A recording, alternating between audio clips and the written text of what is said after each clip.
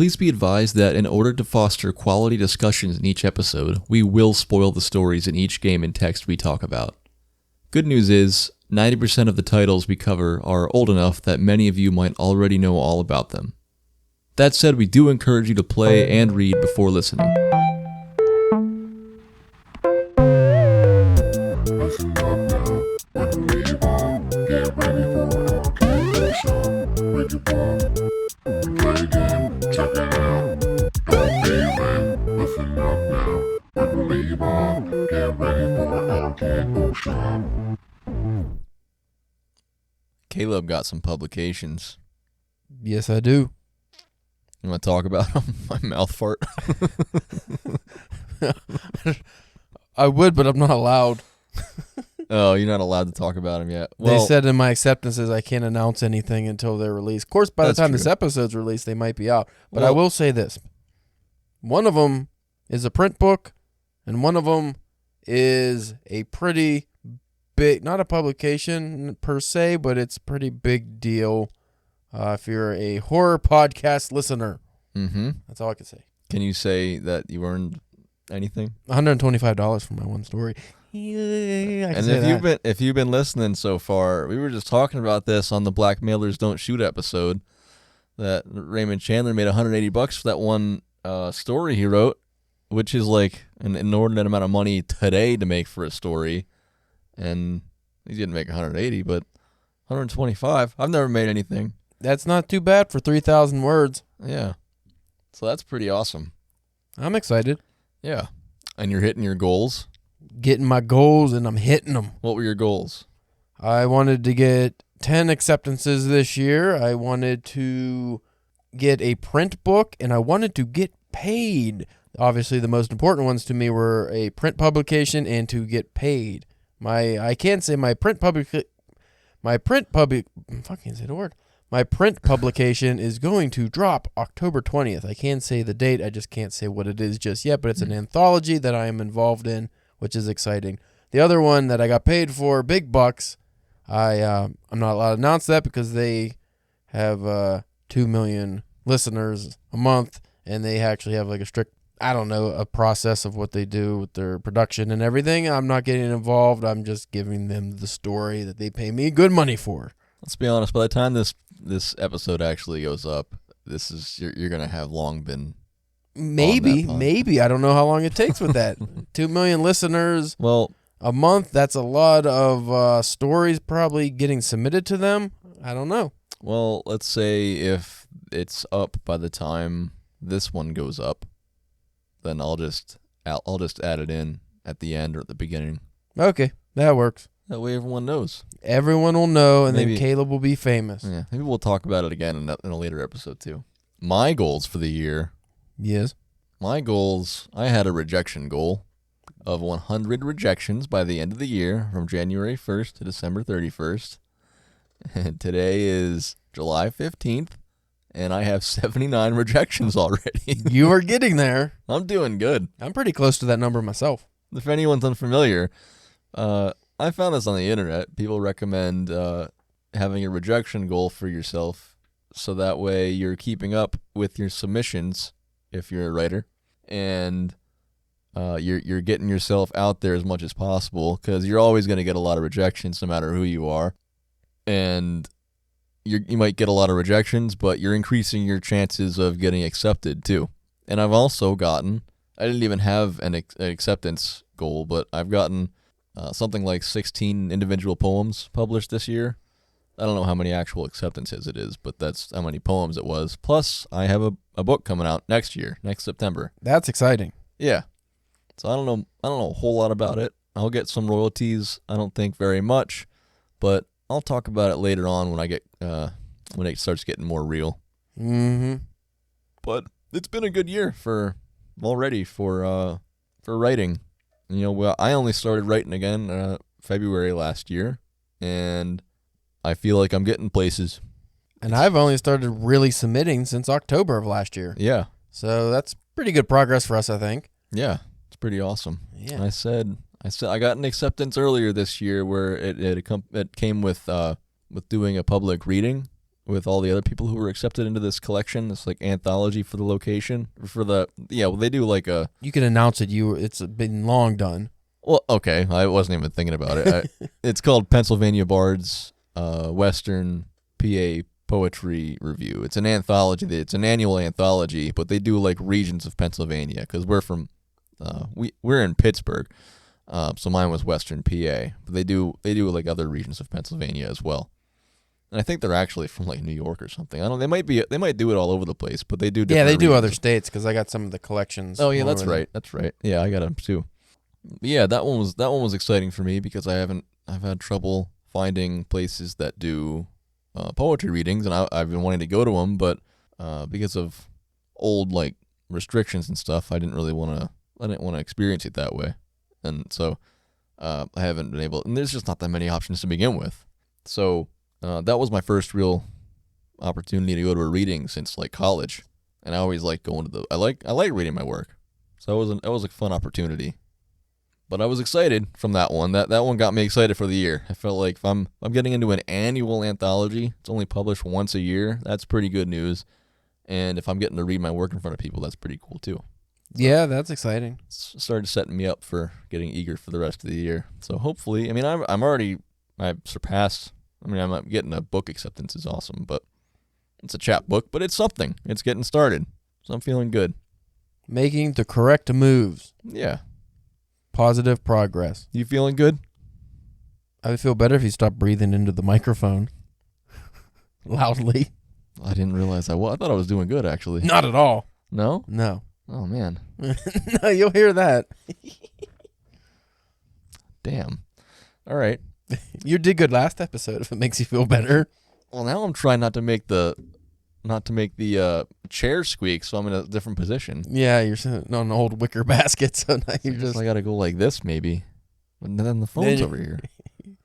Bryce is having problems on his end. Ugh. I'm good over here. I'm professional, so... Whatever. I'm doing this a long time now. So, Bryce, what are we doing now? Welcome to Arcade Bookshop, where we talk about video games and their literary counterparts for all of you who love to play and to read. I'm Bryce, and I'm here with my pal and cousin-in-law, Caleb James. Today we're talking about American Gods by Neil Gaiman, which we thought paired well with Final Fantasy IX from last week. And why did we choose this book? We chose this book because I was playing Final Fantasy IX and I was reading American Gods, and I was like, hey, these two go together. Yeah, and I just like American Gods. It's such a good book in general. And I never knew that Neil Gaiman was even... Did I say Neil Gaiman last time? You did. I was going to correct you, but I just let you go. And then I said it the right way. I was like, wait, yeah. I used to say... I always read it Neil Gaiman, and now it's...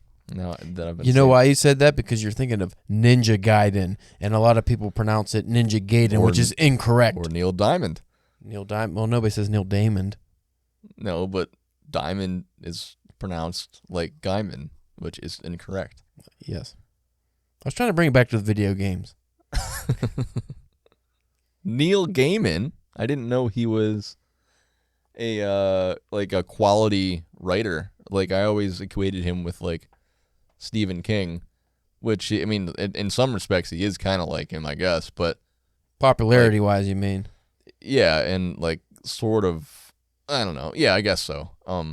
But for some reason, his name in my head always equated with like one of those guys who just writes tons and tons of books, and it's not like a lot of the times it's just like pulpy, I guess. What do they call those supermarket books where they're at the racks at the end of the cashier, the registers? Yeah.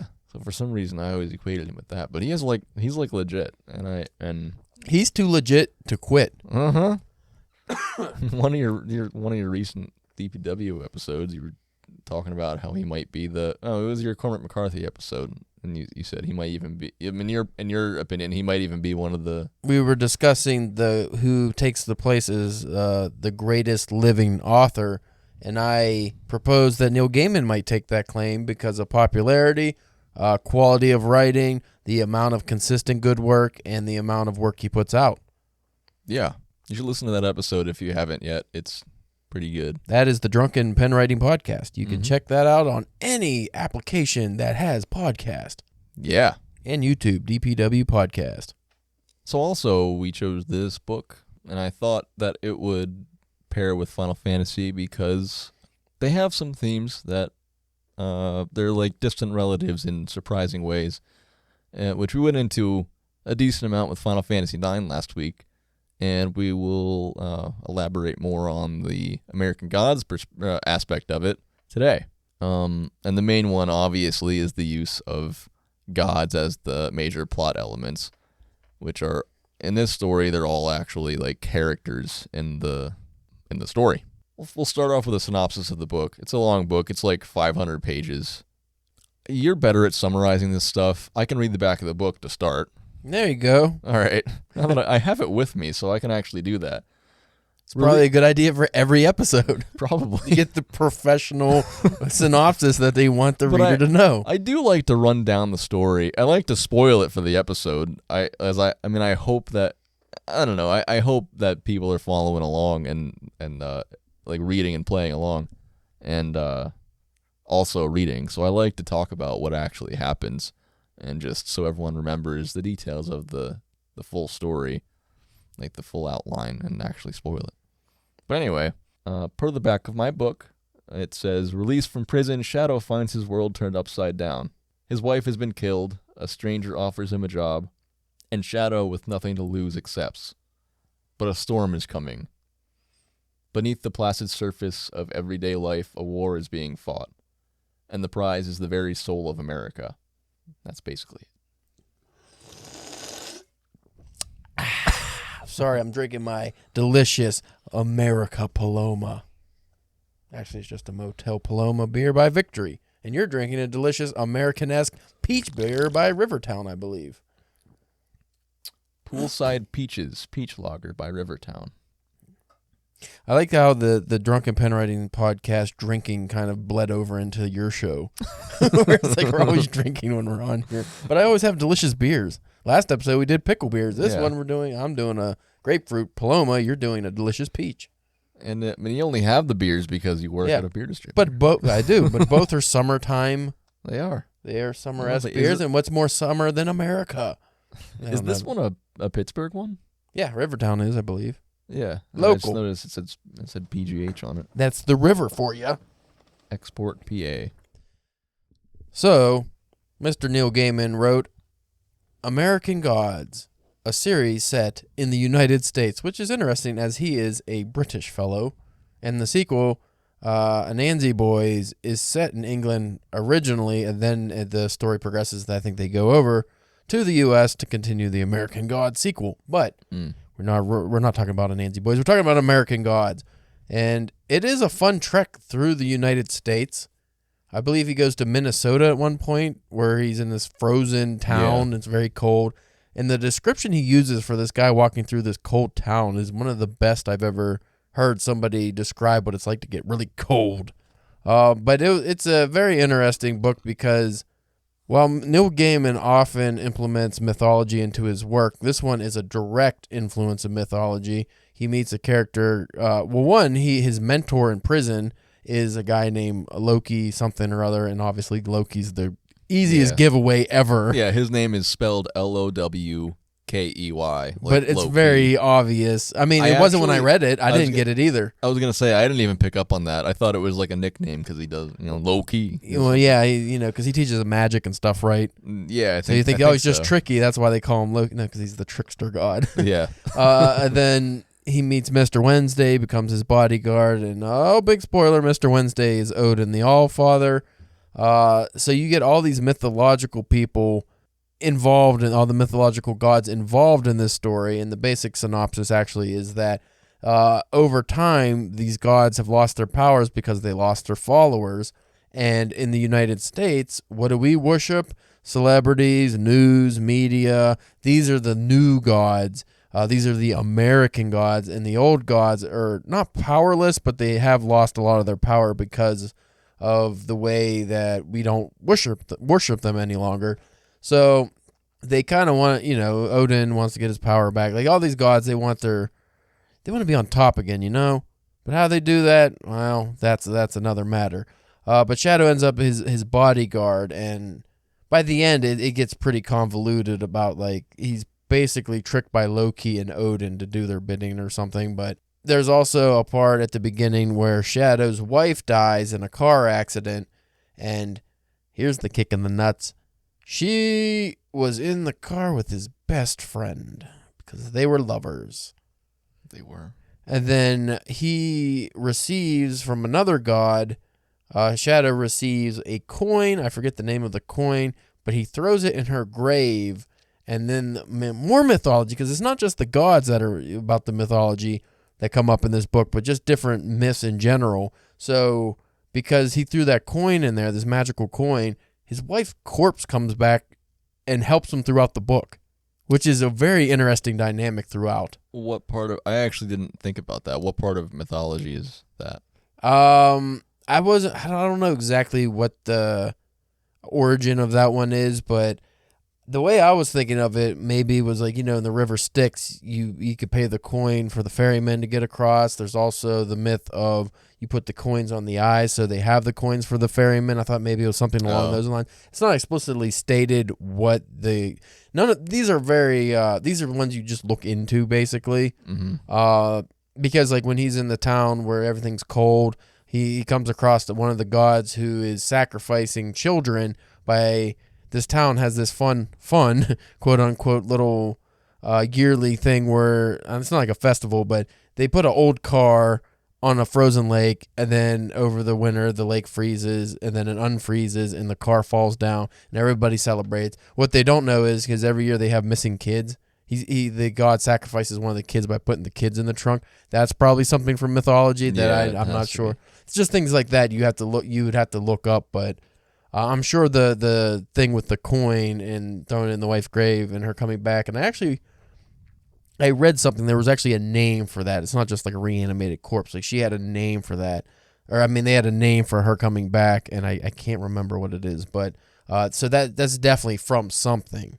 But then she like helps him throughout, and then it also ends with finally I believe he accepts, okay, she cheated on me and stuff. I still loved her and everything. She helped me. She still loved me. Takes the coin back, and then she reverts to being dead again, which is like a very interesting dynamic. Though, is your dead wife who cheated on you, and like you're mending it, and she's helping you. And it's while you're on this sprawling adventure across the U.S. There's so much. Yeah, so much is involved in this story, but it's a lot of fun. And it's so well written too. I didn't expect. His wife's name is Laura. I didn't expect her to be like throughout the entire story. That was really weird. And at the end, I was confused, and I fully expected, because they kind of alluded to it the whole story, that they would bring her back.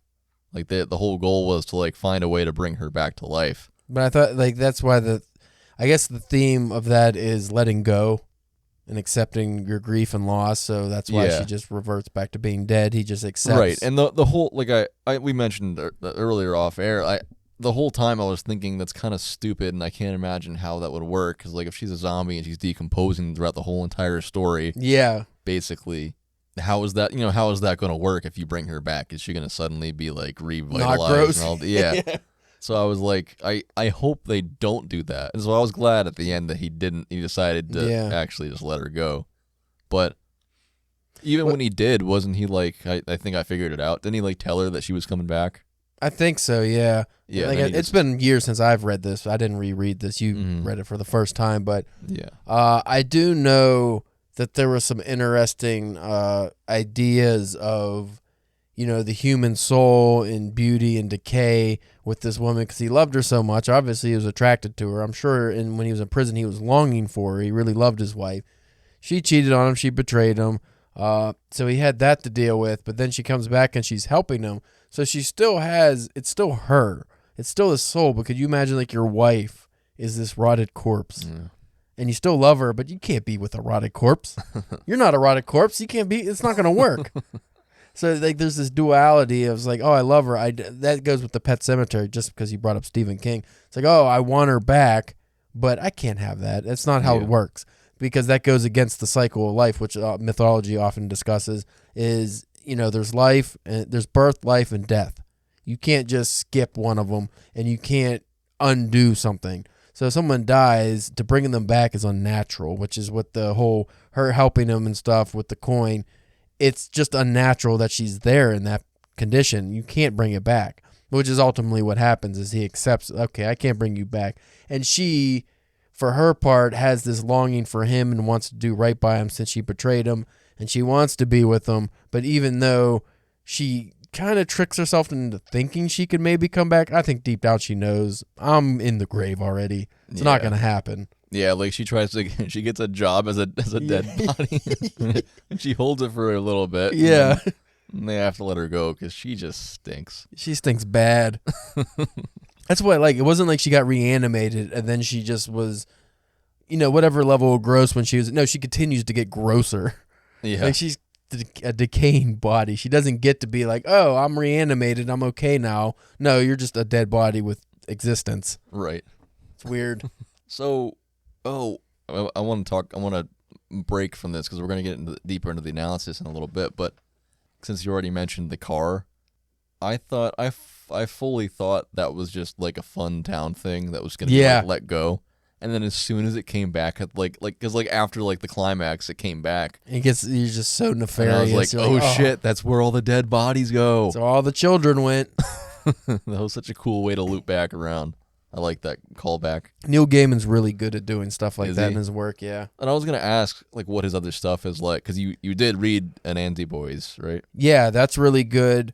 I read a lot of his work. I read Stardust, which we discussed in the last episode, his fairy tale. Ocean at the End of the Lake, Ocean at the End of the Road. I forget the name of that title. I read that one.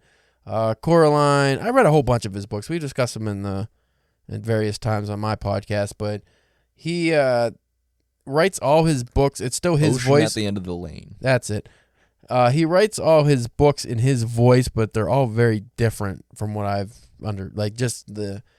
it's more literary how he does that, because a lot of literary writers, it'll be their voice, but obviously the themes in every book are different. So it's like, oh, this is like a different kind of book versus like a Stephen King, who a lot of his books, it's the story's different, but the writing and everything kind of is the same. Yeah. Like you're like, oh, you're highly aware you're reading a Stephen King book. Whereas Neil Gaiman, yes, his author voice is distinct, but his writing style changes on the needs and the maturity level of the reader. So like the Graveyard Book is a kid's book that adults can enjoy. So it's written in a way where like 90s Nickelodeon shows where if kids watch it, that's all they get. So if they read the Graveyard Book, it's like, oh, this is, it doesn't seem very adult. But if an adult reads it, they get all the nuances that the kids miss because, they're adults. So both people can enjoy it, which that's a skill that a lot of writers do not possess. Yeah. A lot of writers have trouble writing for kids and adults in the same work. I had no idea that's what that was. I mean, I didn't even hear of it until I saw the back of the book and saw all of his other works. Incidentally, also speaking of Stephen King, there's a blurb from Joe Hill on that book back here. Oh, yeah? Because that's Stephen King's son, right? Yeah. Yeah. But if I was to recommend a second Neil Gaiman for you to read, I would read The Graveyard Book. It's really interesting. It's really good. I think you get a lot out of that one, too. Sweet. And he also wrote Coraline, if people didn't know that. And you probably do. But I actually didn't know that, I don't think, until I started listening to Drunken Pen. Yeah, Coraline's another one, more aimed towards kids, and like just going through adolescence. But that's one of those ones too that I think adults can take some stuff with, because when you read as an adult, you almost the parents of the book you can relate to more and how they would feel. So you actually view it completely different than how a kid reads it, because they're just reading from Coraline's view. You understand Coraline's feelings, but when you're an adult, now you can see the story for what it is as an adult. It's very weird because it's like, oh man. When I read this when I was young, I just related to Coraline. I understand her feelings and why she doesn't like the way life is right now. But as an adult and you read it, you're like, oh no, I see why the parents are the way they are. And I could see how she could be maybe a little shit here. And, it's a unique look at what it means to grow up and stuff. Yeah, it's actually funny you say that. I watched that one time when I was like 15 in high school during my digital photography class. My teacher used to just throw on movies while we were working on stuff. Yeah. And I didn't watch it again until, well, actually, I didn't watch it all the way through, but like a couple of weeks ago, I just threw it on right after I finished American Gods because my stepdaughter was with us, and I just wanted to put something interesting on. Mm-hmm. And I watched like the first 25 minutes or so, maybe more than that, but from what I watched, I specifically felt that like I can actually, I mean, I didn't like totally relate with the parents, but you get both sides at that point. Like when you're as an adult, it changes. Yeah, I actually had that thought. It was interesting. Well, it's like reading Catcher in the Rye when you're in high school, and then reading it when you're an adult and you're not angsty anymore. Yeah, and then you're just like, oh, this kid's just a whiny little jerk. Like you don't like it anymore. At least I didn't read it when I was in high school. I only read it when I was an adult, so I can't say. But a lot of people that I talked to about it, they were like, oh man, that was such a good book. But when I read it when I was older, I hated that kid. I was like, well, yeah, because you don't relate to the kid anymore. Yeah. Now you just see him as a whiny, privileged kid. Right, and I only read it when I was in high school, I think. And I don't know if I read it for school or for fun, but I liked it. And I liked the rest of J.D. Salinger's stuff, too. But all the rest of his stuff is different than that. Yeah, it's not like that at all. Yeah. I really encourage you to read the rest of his stuff. It's not the same. Maybe one day. Once I get the taste of Catcher in the Rye out of my mouth. When did you read that? Years ago. Read that. When I read that, I was I don't know. We did it for the podcast a few years ago. Okay. A couple episodes on it maybe. I think we only managed one. I did it for an inebriated reading challenge where we get drunk and read difficult books or challenging books. But that was one the fans wanted us to read just because I think they knew I would rage it. And I ended up, I didn't hate it. I was just like, I counted every time they said the word phony in it. Mm-hmm. And I forget what the tally was. It was like 143 or something. Jeez. That's how many phonies were in that book. Let's go back to Neil Gaiman. More interesting topic. But his writing style is just like beautiful. It's like butter, man. It's so good. Like if you've read, it makes you mad that you can't write like that. Yeah, like I don't want to keep going back to this, but it's like when you read good Stephen King. Yeah. Because you just finished that, right? Did you finish it? The different seasons? Yeah. Yeah. Yeah, it's like when you read the good stuff that he wrote, I thought The Shining was really good. Yeah. Stephen King's like substance doesn't compare to, or his content doesn't compare to this. Like, I don't think not even in the same arena, but it's just that same kind of like, he knows how to write colloquially in each colloquially in each character's voice, and then his exposition is just so natural. It's like he's pulling it out of your mind. It doesn't make you feel like you're reading. Yeah, it's just coming. It's like you're making this up as you go, as you read it. He's one of those writers where you usually read a Neil Gaiman, you don't find yourself rereading anything. I don't mean that in a bad way. I mean that as in sometimes you read something and it's either clunky or you don't get it right off the bat. Like his is so smooth a lot of times. Like you could just do a one pass throughout a whole page and you just fly through it. Like you go through the book so quickly. Yeah, and for the most part it was like that. And the only times I didn't feel like that were but only because the voice changed so much.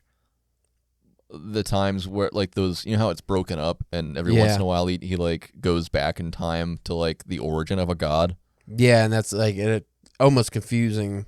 Yeah, it for was. a second. You're like, wait, what? It's jarring. And I was waiting for it to be explained, and it never really was. But it was basically just like introducing these gods without making them like characters active in the story right away. I have his North mythology book, and I've been meaning to read it. I'm interested to see how he handles that. North myth. It's in the North. Norse mythology. Go on. But I've been meaning to read that. I just haven't gotten to it yet. It's been on my shelf for a long time. I've been reading a lot of mythology lately, so I need to take a break eventually. I eventually want to get into it more after reading this. And I mean, there was a way back when I was really interested in like in learning all about the different mythology things. I don't know how you talk about it, but I always wanted to get that book I think it's by Edith Hamilton. I had read that it's like the definitive thing you want to read if you want to understand all of the stories and mythology. And I don't know what all it includes, but there's probably something better than that at this point. But I wanted to read that because so much of literature is like riddled with mythological references that you just can't understand. Like even reading this book, like we've been talking about, like there's so much that's probably in here that we don't even know. Well, what I enjoy about Neil Gaiman's work, and especially the American Gods, and more specifically Anansi Boys, he doesn't just incorporate the typical Greek myths, the Western mythology, the Norse mythology, and to a degree some of the pagan stuff from like Ireland and Scotland, that region. He actually delves deeper. Like Anansi Boys is about African mythology, which is Mr. Nancy in this book is an African god. Yeah. So he brings that up. He has the Egyptian gods, again African gods. So you have Horus, and I forget the other one you mentioned. Anubis. What god is Easter? What is that a Greek god? I don't actually know. I don't know. Or is Easter an Egyptian? I don't think Easter's an Egyptian god. But Easter resurrects Shadow because he ends up dying in this book. But regardless, he does a lot of... he might even go into I don't remember specifically, but Japanese and Chinese mythology. He might do the Orient mythology in this too. I know he probably named some of the characters for sure, because it seems like at the end he has all kinds of mythological gods. But in his work, though, I like that he strayed away from just straight Western, and like even Odin's a main character, he still incorporated the African gods, and then the sequel is actually about the African gods more so than I don't even know if Odin's really in that one too much.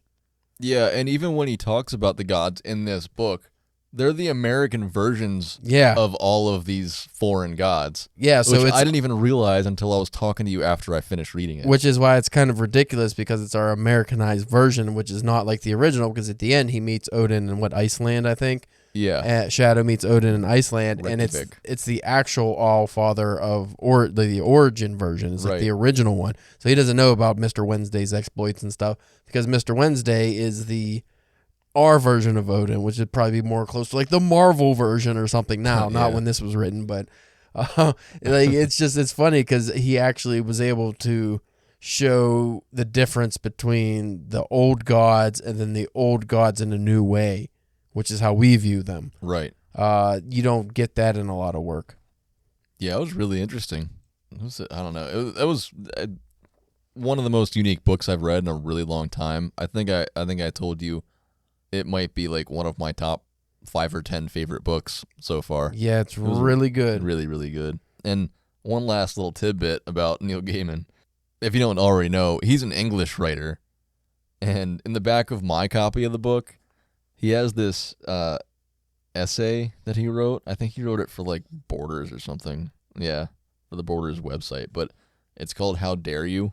And he's basically talking about how he was that since he wrote this, he's been like paranoid that someone would criticize him for writing about American gods. Having not been American. Yeah. But I guess nobody has. It surprises me too.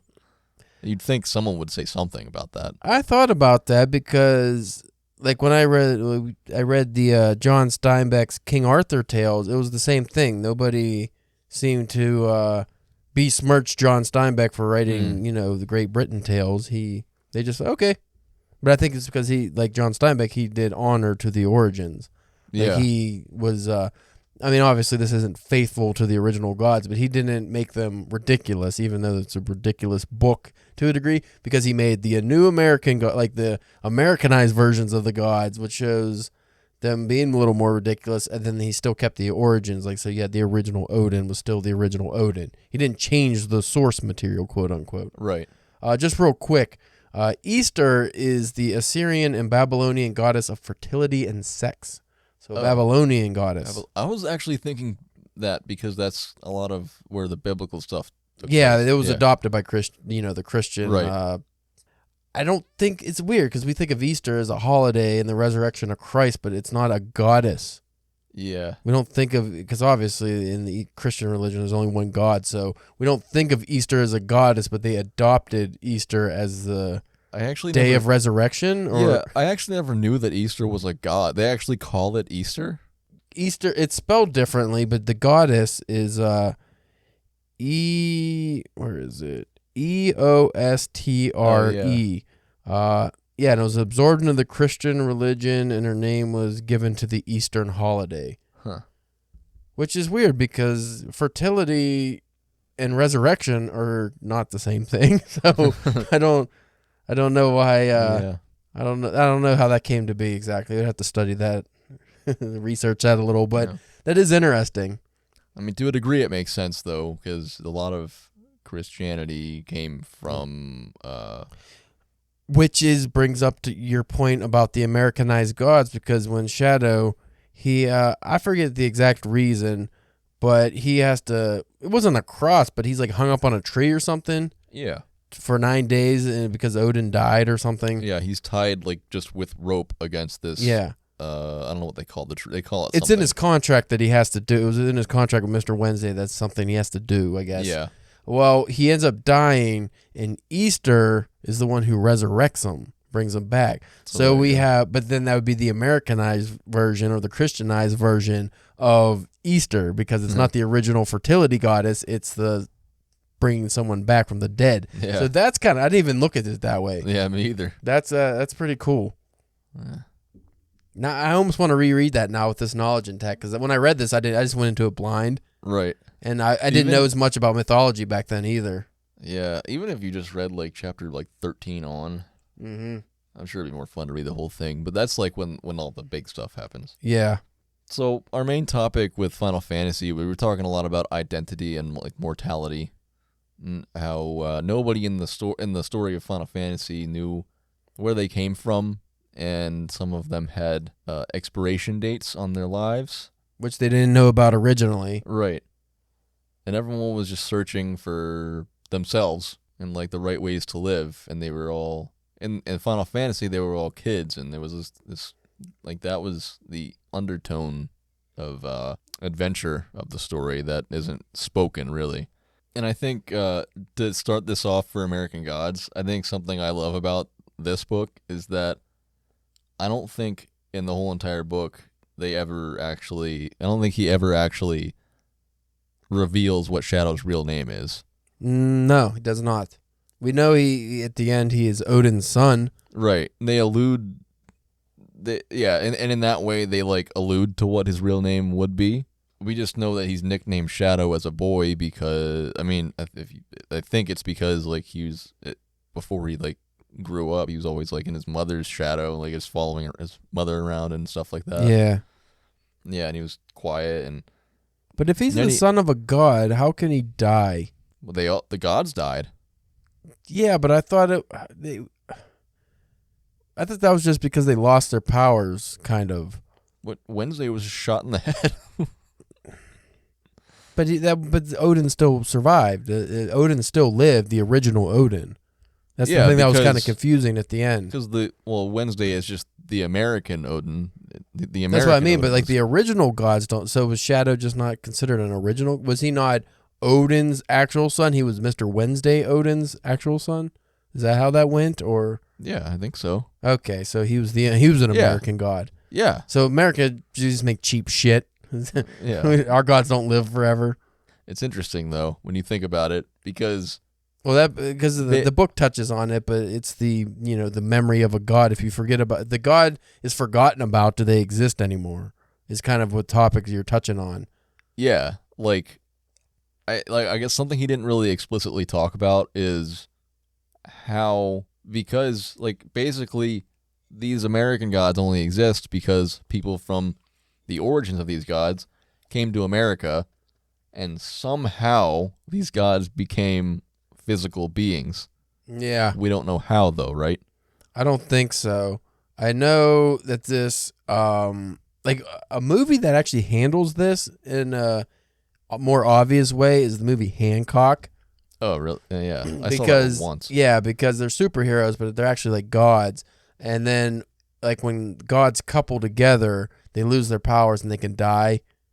So they stay apart and they forget their origins and they don't know each other. But it's when they get together they lose their powers and stuff.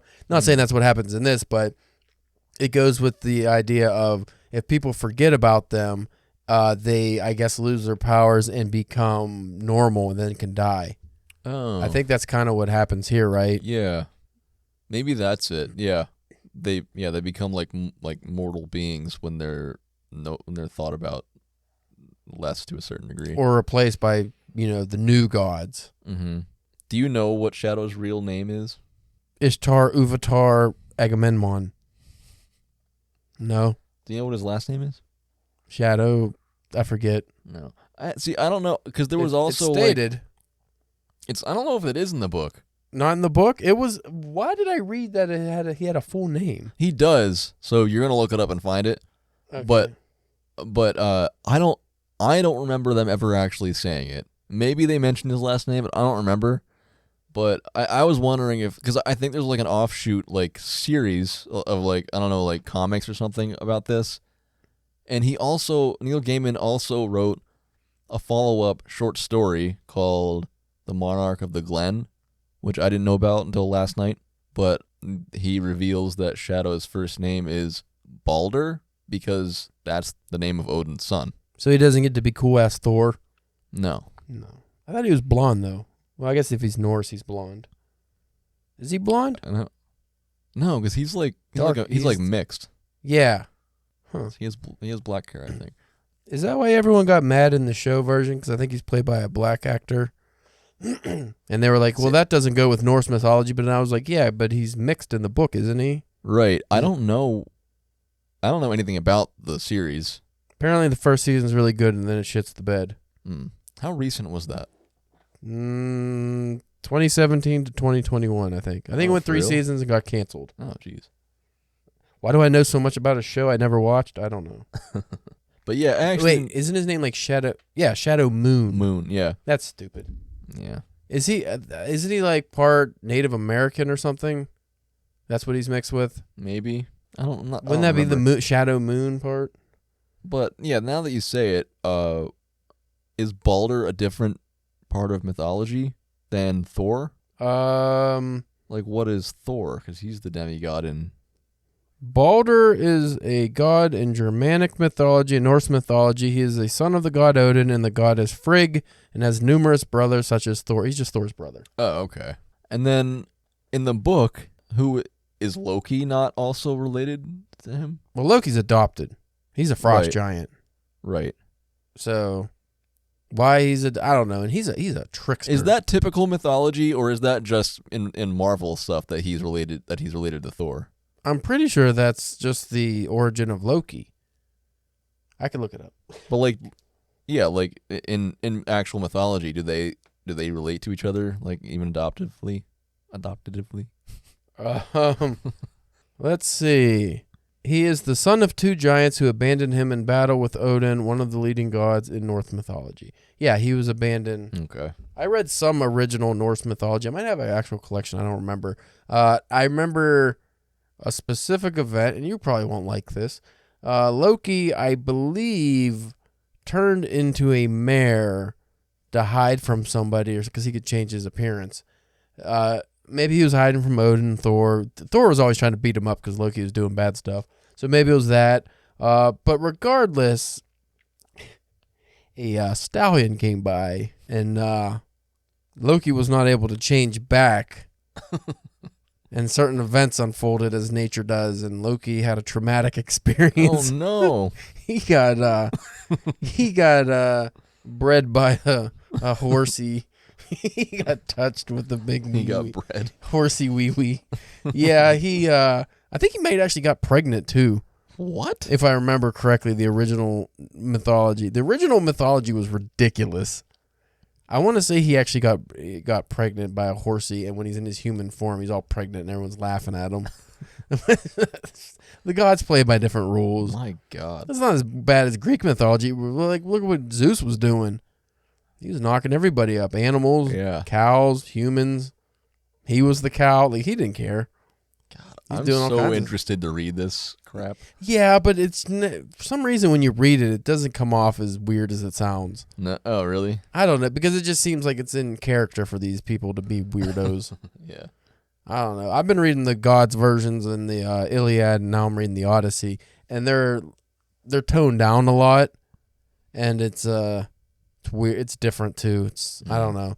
It's not like the crazy zoo. I mean, it's still crazy, but it's not like the animal turning into like hawks and stuff. Zeus, who's going around molesting people. Yeah. It's not that extreme, but it's still kind of extreme. So like Shadow is he's sort of like a quieter guy throughout the book. He's also really smart though. The whole novel, he really has no clue who he really is until towards the end, or why exactly he doesn't have any idea why he's helping one side or the other, right? No, he's just kind of going with the. Also, when his wife died, it threw him through like a loop, and then he gets out of prison too at the same time. I think. Yeah. So he's just like aimless. Right.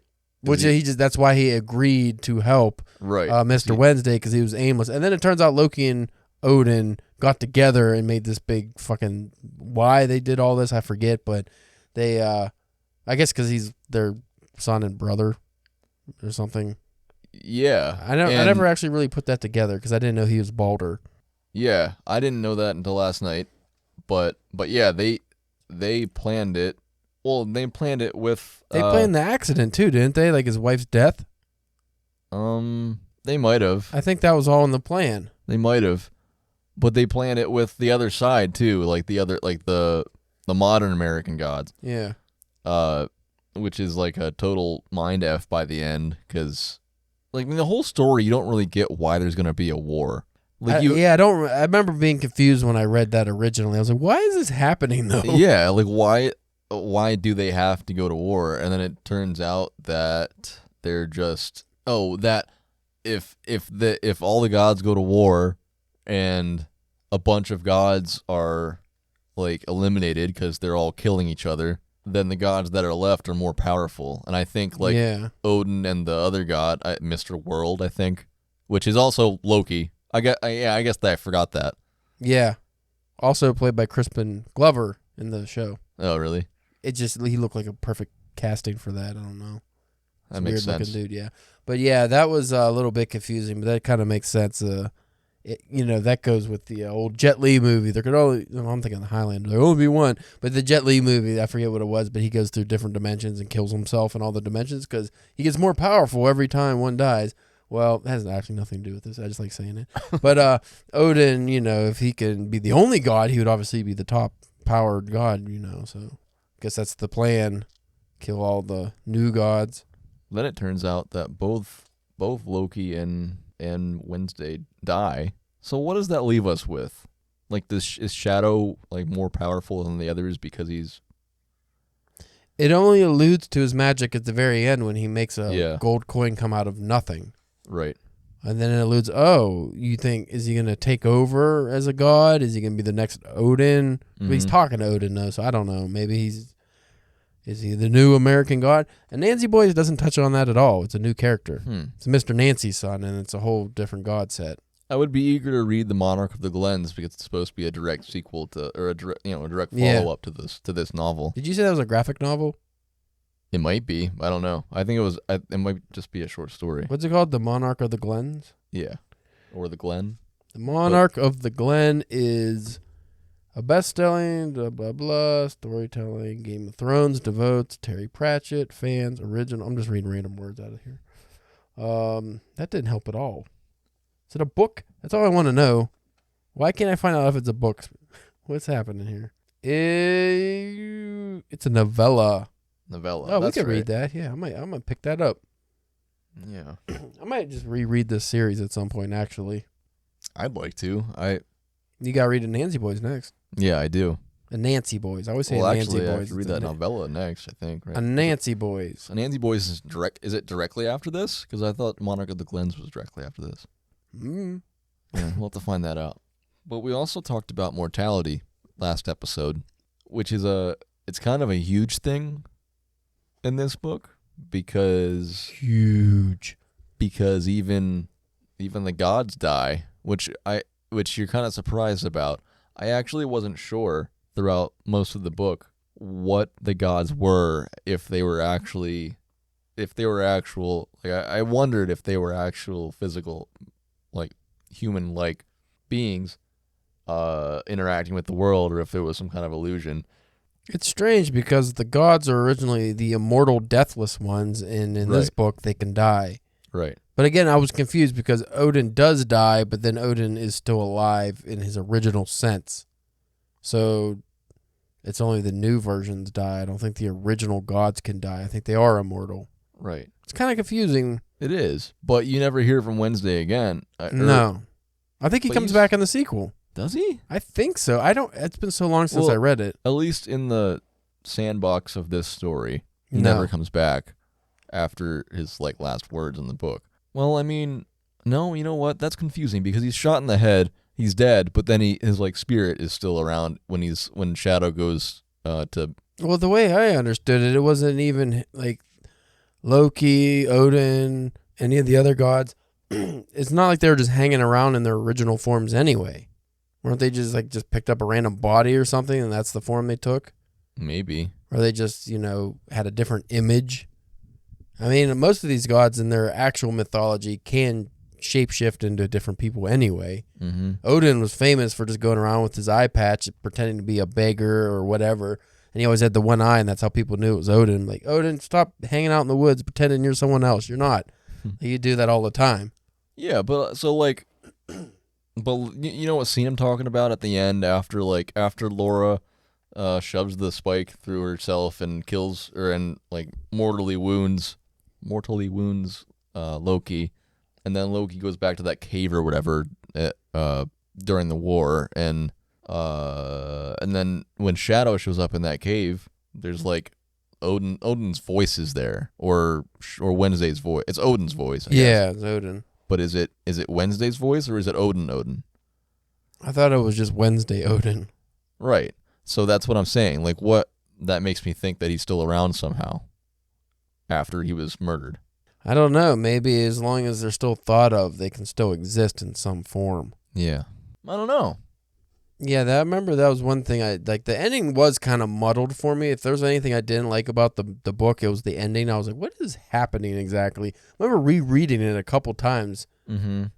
Because even the cave part, I was like, are they in a cave? What are they in exactly? What's happening here? So I remember it being kind of confusing. Because especially Odin gets shot in the head and is dead, but then you're talking to Odin at the end of the book. I'm like, wait, why is this Odin different from the Odin in America? Yeah.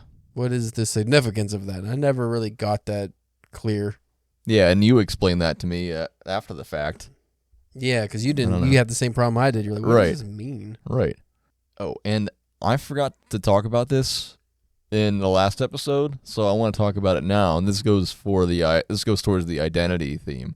At the end, for those of you who listened to the last episode, at the end of Final Fantasy IX, The jump rope for 10 minutes. No. There's this whole drawn out thing where after Zidane realizes that he was a creation to help preserve this other planet that's going to destroy the souls of this new planet and all this stuff just to preserve the old planet. After he realizes he's just a tool and all that stuff, he goes through this and a little bit before that too, I think. There are these parts where he's going through with the group this area that shows scenes of the past, events of the past, but only the people who are actually there in your party can actually see what's going on. And there are moments where he sees things that he doesn't remember, I think, and he doesn't understand why he can see this event if he wasn't there. And I think it turns out that he was watching it from above before he came down to Gaia. Yeah. And then later on, what I was referring to before, he realizes who he really is. He's a creation. He wasn't he's not human like everybody else. He wasn't just born on Gaia and had a full life and everything like that. He came from somewhere else. He's realizing who he is, and he's like, what's the point of all this? I don't deserve anything, blah, blah, blah, blah. And everyone ends up coming to him being like, you are a person. Doesn't matter where you came from. We're all a team. We're all friends. This is all, Anyway, that was a family version of what I feel was the end of American Gods, chapter 15, where he dies when he's on the tree, and he's unconscious, and he goes to all these, he's talking to all the gods, and he's trying to I don't know, he's going through a sequence of trials before he dies and decides what his death is going to be like, right? Yeah. I just felt like that was like a parallel to me. It's almost like the Final Fantasy one was like, this is the PG version of this before you meet your end. And this in American Gods, this is the R version where like you're dying and you have to face everything in your past and give up yourself and then you go on to conclude your existence. It was like super dark, but I felt like, and he has to like give up his. Didn't they? There was a scene. I don't know who it was. There was a god that made him give up his real name or something like that. Yeah, Remember something that? like that. Was that Horus? That might have been. I'm not sure, but it might have been. I can't remember what Horus's purpose was in the story, but I know he was there. Get your phone out again. Oh, someone's touching my phone a lot. But I don't know. I really loved that scene, and I think that was probably Neil Gaiman's favorite scene too, where it's just like Shadow's really forced to understand who he is, where he came from, and what his death means, and whether or not he deserves to come back.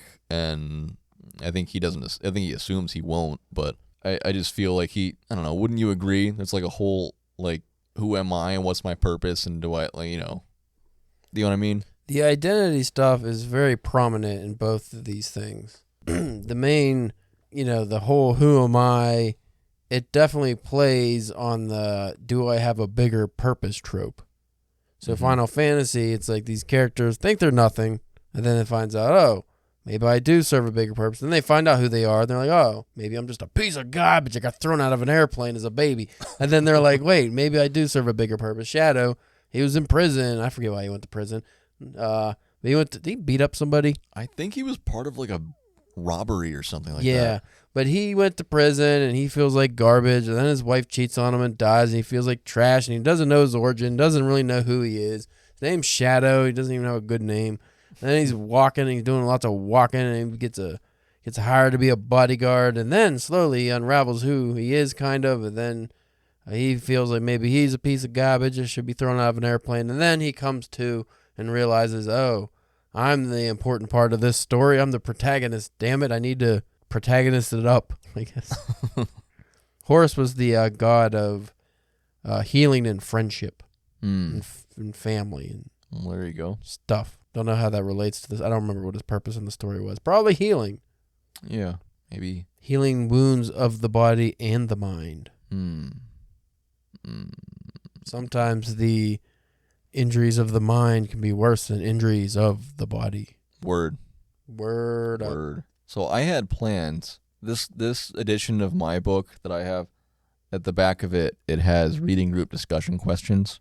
Oh, no. Which I was going to use at length, but now that we're an hour in, I feel like I shouldn't. But I'd like to look at some of them. Okay. We actually kind of talked about some of this stuff. It's because we're smirked. A little bit. Like, the first one is American Gods is an epic novel dealing with many big themes, including sacrifice, loyalty, betrayal, love, and faith. Which theme affected you the most strongly and why? Well, we identified that identity was a strong one. Identity, I don't know what one affected me most. Maybe, see, the loyalty one, I get that she was with him the whole time and stuff, but you're just feeling bad because you cheated on him and then you died and he brought you back and now you're a dirty corpse. For loyalty, I didn't think of, my first thought wasn't that. It was more like, why is Shadow so loyal to the old gods? Like, is it just because he met Wednesday by chance, quote unquote, and the other ones came secondary? Or because like that never really, I think by the end I get the feeling that it was like by intuition that he felt like he should stay close to his father that he didn't even know was his father. But other than that, it always felt like, why is he even doing this? Yeah, like he was just aimless and it was just, something to do. Yeah, which was part of it too. But Shadow begins the novel as a convict and ends it a different man. How does the novel exploit the idea of America as a place where immigrants and exiles, both physical and emotional, can reinvent themselves?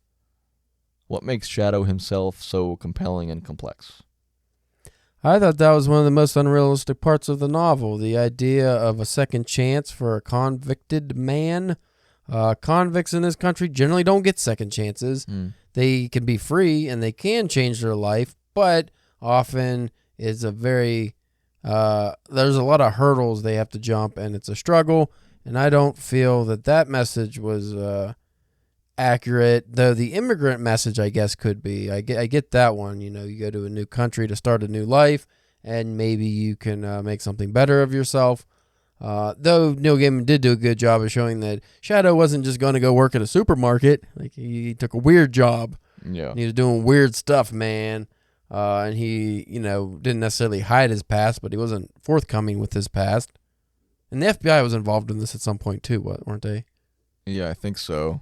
Well, because I think, I could be wrong, but I think it's only because of that part where Laura comes and kills those people, other people are related to the other gods. I think, Oh, you know what? Just a sidebar. What is the moral? I don't know. It seems kind of ambiguous. If you're a corpse and you murder someone, is that bad? Because she still has sentience now. She's still Laura, but she's dead. Yeah, is she judged after she's already dead? If she murders somebody in the face, she did it to save somebody or help, but still, even if you just straight up just murdered someone for no reason, an innocent person, you just lopped their head right off, does that make you a bad person? You're already dead. I don't know. If you're not a person, you're a... But if your soul, quote unquote, is still there. Right. I don't know. Just a moral dilemma we can maybe write a book about. Go on to the next one. Okay. Well, I was just going to say, you could even argue that the only reason he was able to reinvent himself or get a second chance, as you said, you could argue that he only got that second chance because Wednesday and Loki manipulated. It was predetermined. Yeah. So it wasn't really a second chance if it was already set in stone that it was going to happen. It was his destiny to... He may not even have been released. Exactly. Yeah. American Gods is partly a road trip through small-town America where Shadow can see the darker side of life that other people ignore. What does the novel say about what people will accept in order to maintain a sense of normality? I think people will ignore most terrible things because they don't want to disrupt their comfort. So if it's not happening directly to them, they will turn a blind eye. I remember that poetry collection I let you read by Ela Kaminsky about one of the, I think the flagship poem in that was We Were Happy During the War. It's about a war where the protagonist, their family's not involved in the war, so they're actually all right. And then even though all these people are struggling, they feel some kind of guilt. It's like, well, we're having a good time. So do we feel bad, or we I guess we just ignore that war, right? We're doing okay. It's not on our doorstep, so we should just ignore that. Well, that's kind of like the theme in just a general life, really. It's like, if it's not happening to me, it's not something to really worry about, which you can't worry about everything because then you'll go crazy. I think it's interesting, though, when it talks about small-town America. There's only the one place, really. I mean, that he elaborates on, that cold place in Minnesota or whatever. Yeah, that one town. Yeah, he chooses the one town to talk about. So it only gives him one sample of the darker side of life from one perspective. And it's kind of, and you can't just say that all small towns have that thing. I mean, every place has something dark, but... Well, that town brought up a interesting moral dilemma as well, because, with the children getting kidnapped and sacrificed, if that's the only reason that town was surviving and thriving, it is, I think, in the end of the book, the sacrifices stopped. I forget if he killed the god who was doing that or whatever, but once the sacrifices stopped, the town was going to crumble and be, ruined. So what's the right thing to do? Let the whole town of people be ruined, or sacrifice one person a year? Right. But at the end of the day, since this is fiction, is that a question that needs to be asked? I don't know. I like these moral quandaries. I think they're interesting. What if that was something that happened for real? Like in real life. It's the old train track. If you let the train run over the one guy that you could have saved him, but the four people on the other track, or it could be vice versa. On the other track, if you pull the switch to save the person on this track, you killed that person because that person wasn't going to get killed. Quandary. It's a dilemma. Right, but what real life situation are you? I don't know. Maybe I'm just being an idiot. I was going to say, what real life situation does a child have to be kidnapped and killed in order for a city to thrive? I guess it's just a metaphor. It's not something that's really going to happen. I would hope not. The old gods expect sacrifice, violence, and worship. How have they adapted to the modern world?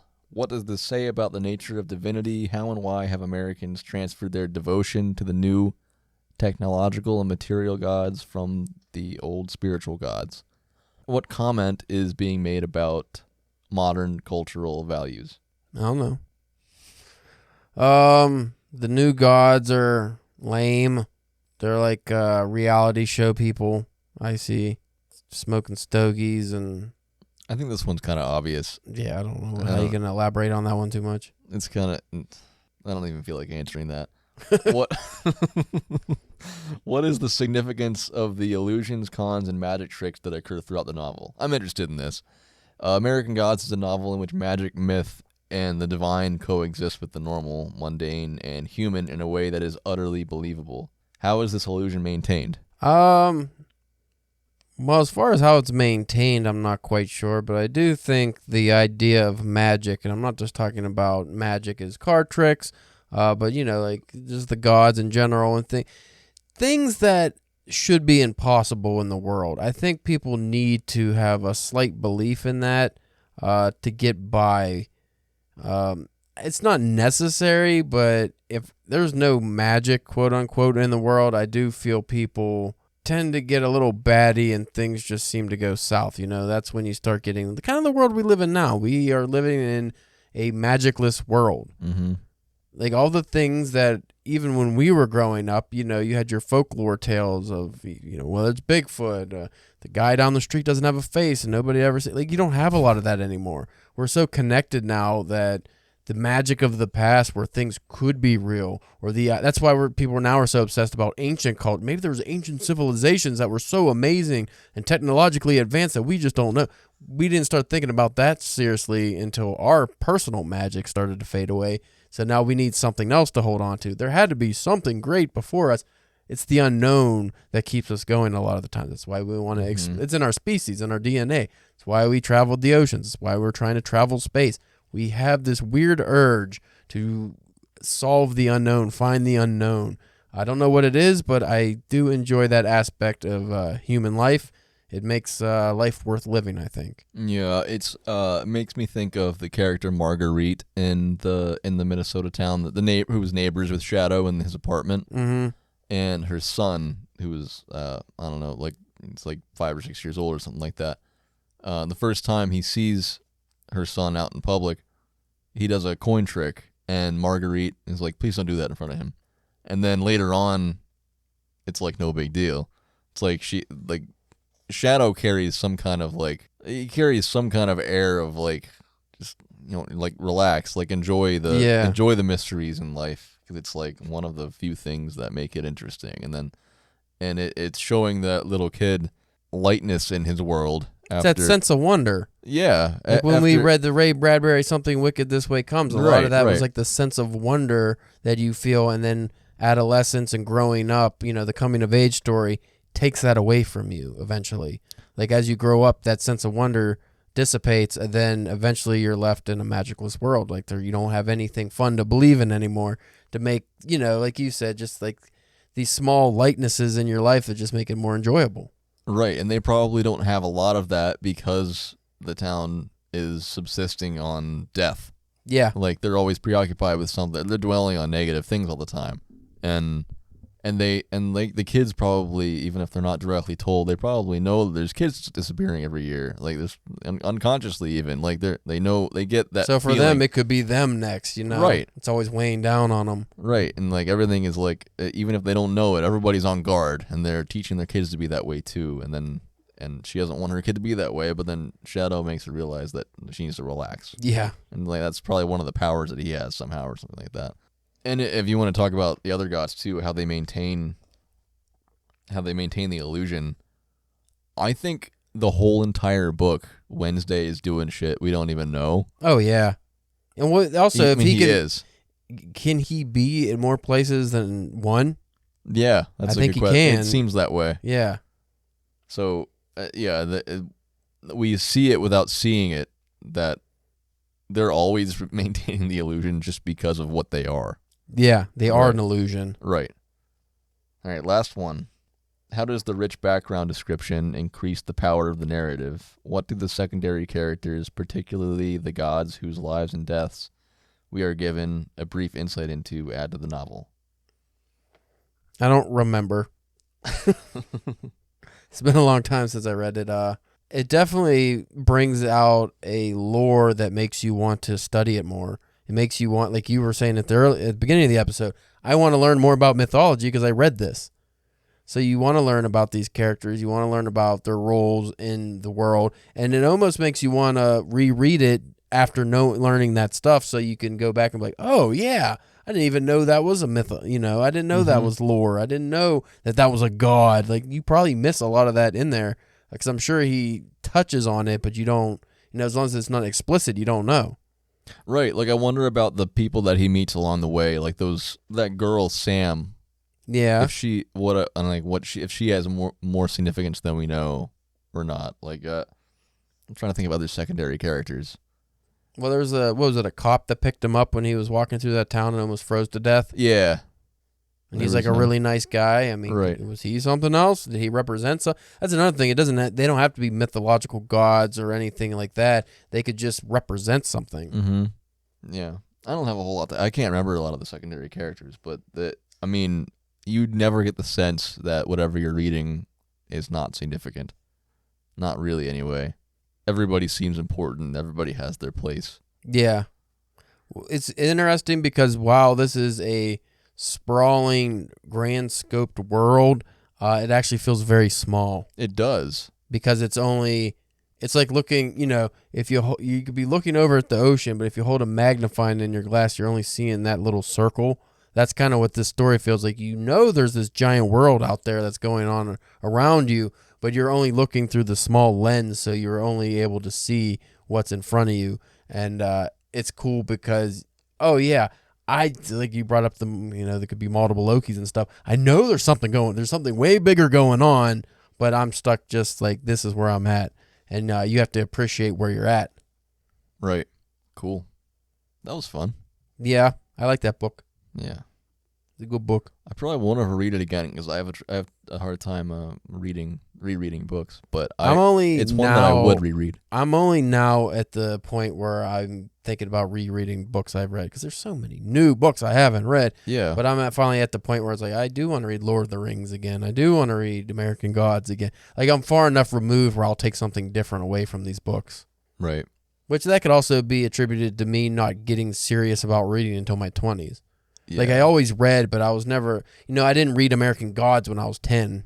Like, so it's not like 25 years have gone by where if I go back and reread it, it'll be different. Mm-hmm. I only read it, like I said, 5 years ago or something. So if I reread it now, even, I'm just gonna be, oh yeah, I remember that, but it's not gonna be the same if I read it at 50 or 45 or something. Right. Yeah, I've always been into reading too, and I think this past year is the most serious that I've been about reading, and I have a lot on my plate right now. Yeah. And I've read a lot of stuff, but I've probably read like half what you've read, and so I still have a lot of like basics to get through, and it'll be a long time before I reread this, but I super, super enjoyed it, and I recommend it to anybody. Check it out. Read American Gods. Do yourself a favor. Read it twice. Yeah. Stay tuned for our next couple of episodes. We'll be talking about the amazing Super Nintendo game, Super Metroid. That's John Cena. That's not Metroid at all. I don't know why I did that. Which is another of my favorite games of all time. And the following week, we'll be discussing H.P. Lovecraft's At the Mountains of Madness. There's a lot of madness on a mountain in Antarctica. It seems that way. Just the general idea of this unexplainable mountain in Antarctica that we don't know about that's crazy high was what I like. That's like that was cool. I thought that was like, yeah, this is the shit. And then I read the story and I'm like, could be shorter. Well, I'm glad I'm on chapter 2 and I have that to look forward to. The book is interesting, or the story's interesting, but it could have been so much. Like the manga version that I'm going to let you borrow, Yeah. could be way cooler.